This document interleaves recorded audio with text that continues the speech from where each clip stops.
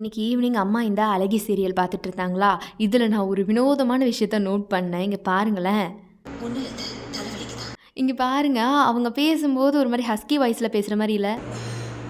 சரி. இல்லை அப்படி தானே இருக்குது. நான் இதை பார்த்து முடிச்சுட்டு கிச்சன் வந்தால் அம்மா இந்த மாதிரி புதினா கருவேப்பிலையெல்லாம் ஒரு பக்கம் கழுவி வச்சுட்டு எதையோ போட்டு வதக்கிட்டு இருந்தாங்க நைட் டின்னருக்கு. அப்படி நான் என் ரூமுக்கு வந்துட்டேன். சரி அப்புறமா சாப்பிட்ற டைமுக்கு போகலான்னு சொல்லிட்டு என் ஒர்க் வேறு இருந்துச்சு கொஞ்சம்.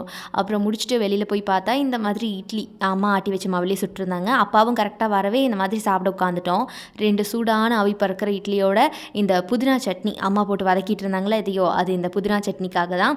சூப்பராக இருந்துச்சு டேஸ்ட்டு. அப்புறம் இது கூடவே பார்த்திங்கன்னா இந்த கோவில் சாம்பார் கொஞ்சமாக மதியம் பார்த்தோம் இல்லையா அந்த லஞ்சில். ஸோ அது நல்லா மீந்திருந்துச்சா, அம்மா வந்து அதை கொஞ்சம் ஊற்றுனாங்க. நான் கேட்டு வாங்கி சாப்பிட்டேன். நல்லா பருப்பெல்லாம் வந்து ஊறி போய் சூப்பராக இருந்துச்சு.